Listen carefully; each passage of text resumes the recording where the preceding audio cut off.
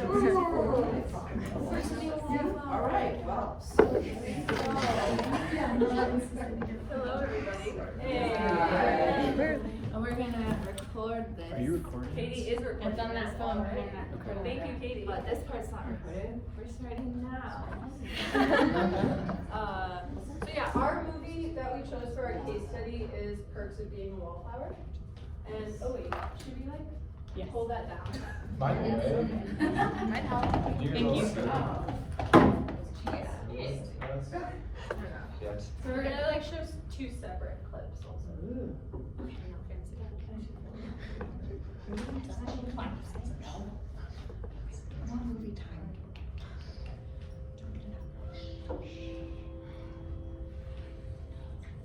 I apologize, I'm so sorry. yeah. I Also- just wanted to name, Thank you. The content is, can be triggering, and so if at any point it feels right for you to leave, you may. I really apologize that I did not say that. What's the nature of the trigger? Sexual assault. Yes, sorry.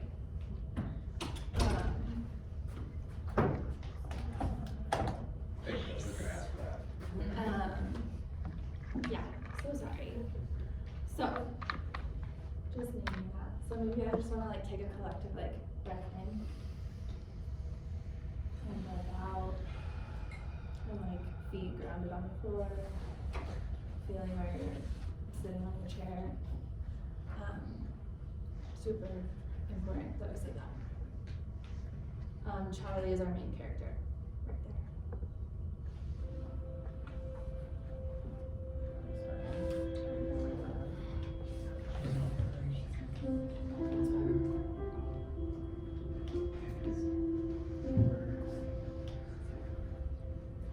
I'm with your sister.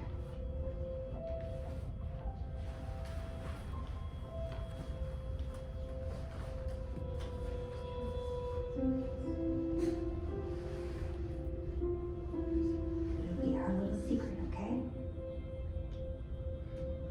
Look, Charlie, she's fast asleep. Don't wake your sister.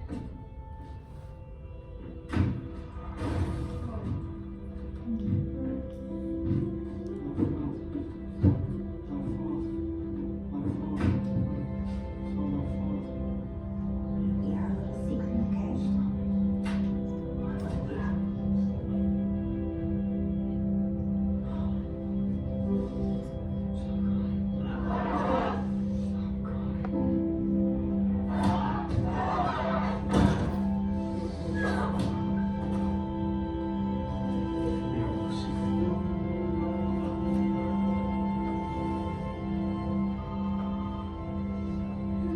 Yes, your brother's on the phone. Hello? Hey, Candace. Charlie? Sam and Patrick left, and I just can't stop thinking about myself. What? Candace killed Aunt Helen, didn't I? She died getting my birthday present, so I guess I killed her, right?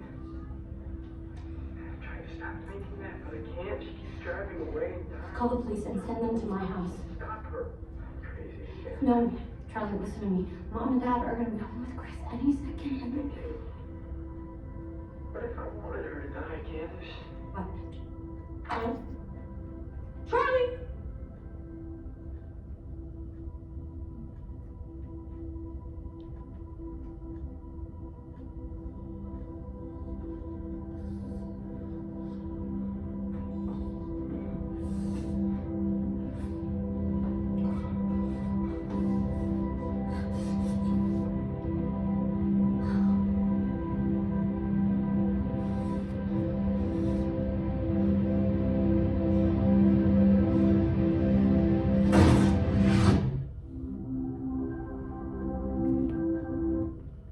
Yeah. Maybe just, again, checking the breath here. That was a lot. And then we're gonna show this second clip, which highlights kind of the transpersonal experience he has, which, yeah, it's a nice balance out to the heaviness of that last scene too.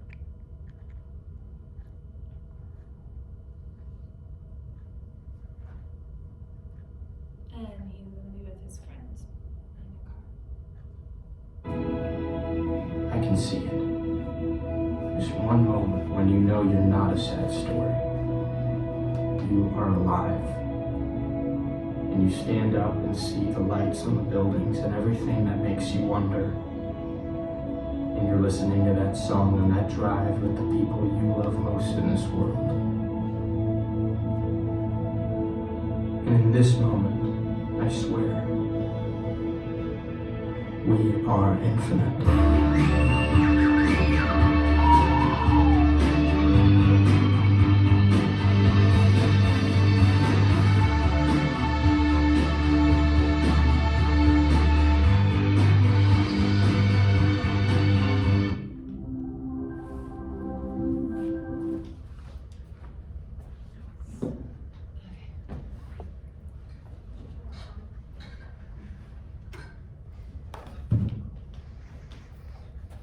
Alright, so we're going to begin with the movie character symptomology as related to the DSM-5. So we'll focus on Charlie, the main character. So Charlie, the main character, a person being a wallflower, lives with his mom, dad, and sister. His brother went away to Pennsylvania State University to play football. He lives in a suburb outside of Pittsburgh, Pennsylvania, and attends a large high school. In 8th grade, Charlie's friend Michael completed suicide. This traumatic event has had an impact on his emotional well-being, both psychologically and biologically. Entering his freshman year, Charlie had no peer friend group. Though he attends school with his sister, they don't interact socially in that environment very much. Charlie's brother's social status through football previously connected him to many upperclassmen. Without his brother's presence, his confidence in creating connections diminished. Charlie befriends a rebellious upperclassman, Patrick, who has a natural ability to get people out of their comfort zones. At first, Charlie has a lot of protective tendencies in relating to others, but this connection helps Charlie to open up to new people and experiences. He connects with Patrick's friend group, including Sam, Patrick's stepsister. With Charlie's new friend group, he begins experimenting with partying and substance use. Charlie's experiences with these substances resurface traumatic memories that had previously been under control with pharmaceutical intervention and avoidance of stimuli that could cause reminders of that traumatic event.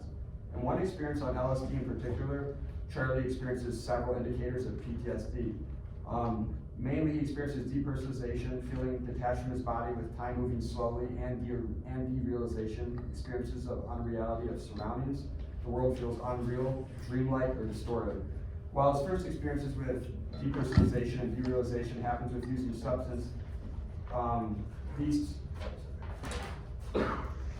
continue to happen for Charlie after the effects of the substance wear off. After his experience with acid, Charlie experiences feelings of detachment from others. And I think, though he feels detached, he enters into a relationship with someone he doesn't have romantic feelings with, and there's more triggers that happen when he's in a romantic relationship. And it's easy to mistake his diagnosis for social anxiety disorder because he doesn't want to relate to peers, but it's actually that those relational dynamics are bringing up more triggers for him. So a rift happens with Charlie's friend group, and his friends decide to reject him for his behavior, and he loses the safety of his friend group. And as a result, in the following weeks, Charlie's arousal and reactivity state is heightened due to the social isolation. So in that first clip you see at school, he gets in a fight. So there's like just this reactivity happening at school. And this self-destructive behavior leads to disciplinary action, but that actually repairs his friend group. So he's reconnected with them again. And then that last part of the clip is when his friends all graduate. And this is really key. So one of the friends that he has a romantic interest in, Sam, is leaving. And that's what cues this whole breakdown scene that we started with. And so, yeah, I think them having sex. yeah, and so then like physical relationships with her like is also just triggering. So there's like a lot of things that happened all at once right at the end. And yeah, so maybe we'll go into differential. Oh, okay, so there are several symptoms that he shows that could indicate different disorders. At one point he has a blackout while his friend is being attacked and is quite violent.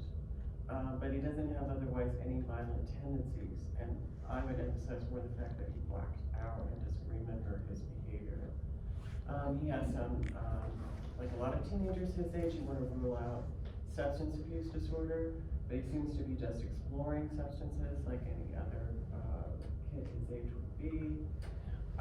General anxiety disorder was one to rule out, and that was easy to do because of the severity of his symptoms. As Ben was saying, he's experiencing dissociation, depersonalization. He feels he's losing time at different points. He has several blackouts that we've become aware of. The most compelling piece of evidence that he has PTSD is that he has flashbacks. He frequently has flashbacks, especially to his primary perpetrator, which is his deceased aunt. There is grief in the background of the situation because while the abusive situation was happening with his aunt, she had a car accident, was killed, engaged in some magical thinking and believing that he caused the death, caused her to die, and then felt conflict about the fact, to a certain extent, he wanted her to die. And then when, before the story opened, we find out, of course, that his best friend has committed suicide as well, so he's dealing with 2 deaths. But the hallmark that really starts to eliminate other disorders like depression and general anxiety disorders is severity and the cluster of symptoms, which are all classic PTSD, and in fact, probably CPTSD, because this is not a singular event. There's a sexual abuse of his aunt and her death, and then there's also the trauma of his and grief of his friend committing suicide. So we know of at least 3 major traumas that he's had over time. Right on. So I'm going to talk about Charlie's early life and his psychosocial history. His early life was marked by traumatic events, as we've been talking about. He was molested by his Aunt Helen at a young age, as Lindsay mentioned, and she died shortly after in a car accident on her way to buy a birthday gift for Charlie, which he ended up blaming himself for later. And he claimed her to be his favorite person in the world, adding to the confusion for Charlie. Let me take a breath. Okay, so also when the viewer enters Charlie's world, his best friend had committed suicide a year before, which was another traumatic loss for Charlie, so he's got a whole 2 losses, significant losses. And then within his family unit, it's pretty clear that Charlie experienced emotional neglect and abandonment. The viewer gets insights into Charlie's family life based on the personalities of his parents and his brother and sister. Charlie's the youngest in the family. His older brother was a charismatic, standout football player, and Charlie described his sister as pretty smart and mean to boys. So there's an inference that Charlie lives in the shadows of his siblings. And then I found it interesting, Charlie's father, he's kind of a stoic man on the surface, emotionless and kind of like a man's man type of guy, and seems to be ashamed of his own feelings and buries them and rejects them, which I think probably had a profound influence on Charlie's inability to express and have the comforting, compassionate parent that he needed to deal with this stuff. Yeah, and his mom was characterized in the movie as being quiet and passive and mostly subservient to the father. And then finally, there are patterns of keeping secrets in the family and of keeping conversations very surface level. Charlie, in one scene in the book, Charlie finds his dad crying in the kitchen while making a sandwich, and his dad acknowledges Charlie, pats him on the back and says, "This is our little secret." So it's sort of this compounding effect that Charlie experiences in his life of holding secrets, which is a hallmark of trauma, this internal holding feeling. theme of keeping secrets is a primary one in Charlie's life, and directly related to his learned patterns of emotional and psychological repression. Yep. And so we'll turn it over to Kylie to talk about treatment. So for treatment, let's see. We start off with some psychoeducation on PTSD and also emotions to help develop more language to describe his experience. In the movie, you really just see him saying that, like, I'm getting that again, and that's really all he has. It's recommended DBT or trauma-focused CBT to address the symptoms of blacking out, his issues of grief and loss over the best friend. Also now, his friends moving away to college. And then also we want to reduce the guilt over the arms loss. And let's see. Okay, so with CBT and DBT, especially the cognitive reframing and emotional regulation piece is really helpful of learning how to speak of what's happening and address that belief that it was his fault that his aunt died. And then we also have to recognize this emotional complexity because it could be complex, it kind of is complex PTSD. And so there's just layered emotions there. And but before we kind of like get to that, what's really the first recommended step in treating CPTSD or PTSD is affect regulation. So really teaching Charlie the skills to regulate his nervous system, especially, well, the scene where he blacks out and beats up people who are making fun of Patrick. And in that, it's like when he comes out of the blackout, his knuckles are all bruised. So learning how to have that emotional regulation piece is really key. Recommended self-soothing skills, and also maybe like a breathing exercise with a somatic focus. From here, we'd also use CBT or a therapeutic approach to resource loving qualities, so qualities experiences in which he has felt free or unlimited by the traumatic events. So in that last clip, you saw the transpersonal kind of experience of him going through the tunnel, and like throughout the whole movie, they're like searching for this tunnel song, which really gives him that infinite feeling. And so he also has done acid too, which of course brought up some of that traumatic memories, but kind of maybe looking into those two of just kind of integrating that perhaps a little bit as well in time. And so let's see, there's also throughout this a strong emphasis on the therapeutic relationship to build a therapeutic alliance and establish safety for the client, along with modeling healthy boundaries since he has experienced sexual assault. And the timeline for this treatment really varies. It depends on the client's ability to learn emotional regulation skills and also the establishment of the therapeutic alliance and other possible factors yet known. Let's see, after this, another stage would be to make connections between his internal states and his actions, again, related to that, recognizing when he's blacking out in those episodes of aggression, along with increasing his self-awareness. And then from here, once he kind of has that affect regulation piece really down and can resource that, then we kind of would want to go into the trauma reprocessing. But it's really important to not try to go into trauma processing without giving him the resources to be able to handle it. Otherwise, that's just going to push him out of his window of tolerance and actually do more harm. And for Charlie, EMDR is recommended to reduce the emotional charge associated with the flashback memories. And it's also recommended that he join group therapy while receiving individual treatment to build up community support. He's experienced social isolation, and yeah, he could do some group support. And then even outside of therapy, it's also recommended checking out groups that have similar interests as him. So he's really into writing. Throughout the movie, he's writing letters to this person about his process, and so and also reading books. And so getting involved in a group like that could just be good for additional support. And that's our treatment plan, along with everything else. And yeah. Okay, I'm gonna do the role play next.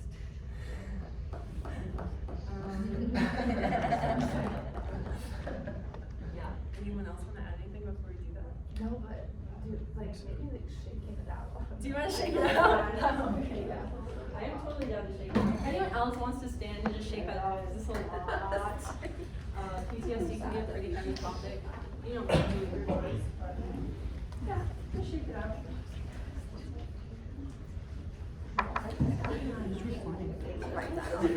Thanks for naming that. Wipe it off. Friends? Wait, who is that? Valentina's Oh, that one I don't.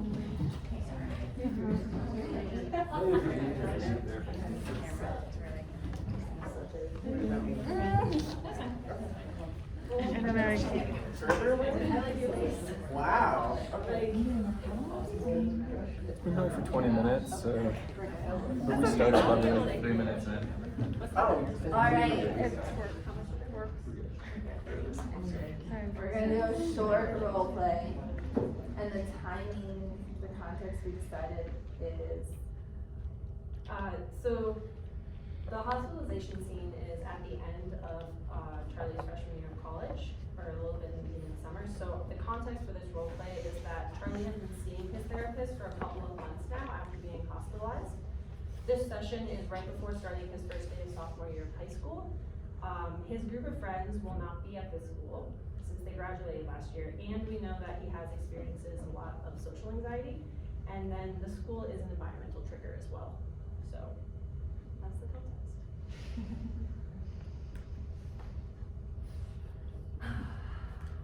Hold on, I'm really getting to the role. Wait a second. Okay.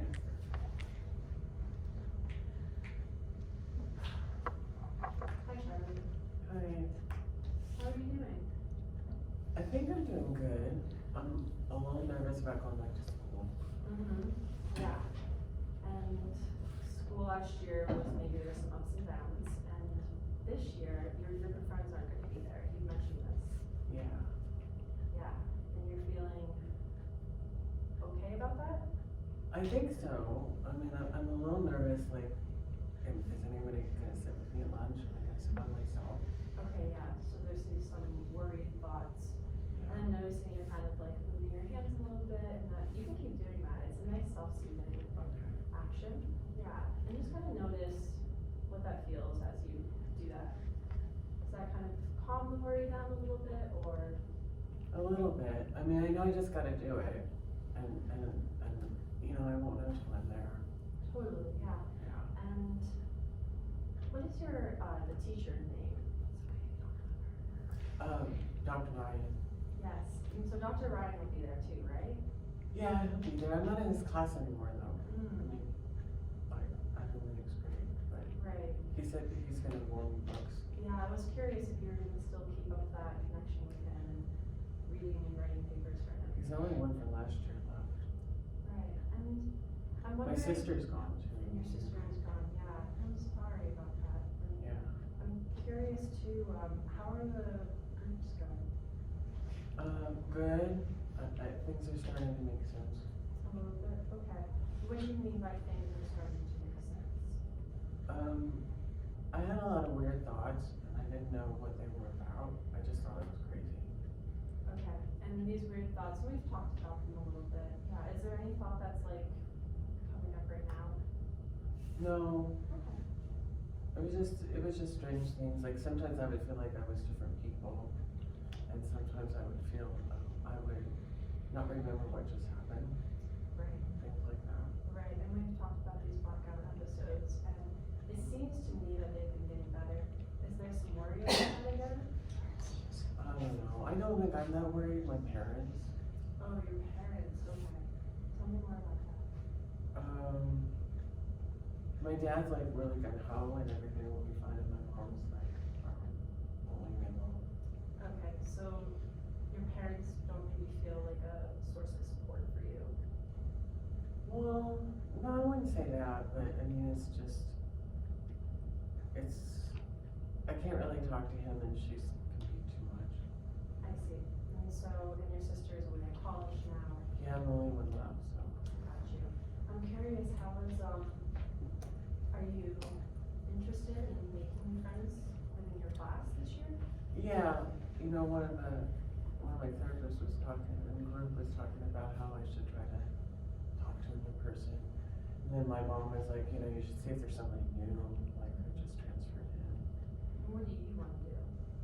I don't know. I mean, it doesn't just happen. Right, connection are built over time, which you learn too with the friends that you made last year. And so you are able to. Yeah, yeah, that's true. Maybe somebody new won't know my reputation. Yeah. My mom could be on to something. Yeah, so I'm seeing maybe some like willingness and openness to maybe meeting some new friends. Well, I wanna try. I don't know. Yeah. I mean, some things I think I can keep doing, like, there's a whole group of, kids are gonna do rock tour. That was a lot of fun last year. Yeah. Tell me more about that. Well, we'll be doing tryouts and I'll see where I get. What was enjoyable for you about that? Got to forget about who I was. Okay. So about It was really embarrassing. I've heard all those people and sometimes you have to be in your underwear. But it doesn't feel like it's you. Okay. And so because you feeling there's a lot of feelings there. Yeah, it's really fun. You just get to be yourself. You get to be free. Tell me more about this feeling of being free. Well, I mean, some of it was, I don't know what it's gonna be like, cause my friends aren't there anymore, but still, the music's great, and the theater, everybody's watching, and everybody's having a great time. Okay. Nobody's unhappy. Okay. And so these feelings of happiness and joy, doing the Rocky Horror Picture Show, and moving to try and. We could just call it Rocky. We can just call it Rocky, okay. A little bit of a word jumble for me. And so yeah, just bringing it back to feeling ready for school, you mentioned that there's some nervousness around that, but then also it seems like there's some excitement and some, things that you're looking forward to at the start of the school year too, like getting involved with the Rocky Horror Picture Show. Yeah, I mean, it's better than last year. I was pretty lost last year. Right. And yeah, I'm noticing you're doing the self-soothing technique again. And that's really, I just want to keep naming that because that's a great way for you to keep connecting with your body and keep like noticing what's going on. And I encourage you throughout the day at school to just keep checking in with yourself. Yeah, they were saying that was one of the problems, is sometimes I just don't know how I feel. And it builds up. Okay, yeah. And so if you could just feel into your body right now, what are you noticing? My heart's going really fast. Okay, so there's heart racing. Okay. Do you want to put your hand on your heart? Sure. Okay. And kind of just feeling that racy feeling. I am pretty scared about tomorrow. I'm scared about going back. Yeah. Going into spaces, new spaces really, since your friends aren't there, that can be scary. And you also have some new tools and new skills that we've been working on, and you have some new support systems as well. I just don't want to be the crazy kid all the time. Okay. Yeah, so I'm hearing this like worry about how people are gonna perceive you. Yeah. Totally. And high school can be a tough place. And not everyone's gonna be nice. And yet there's also people that are gonna be nice to you. And so, yeah. Yeah. And there's Rocky. And there's okay.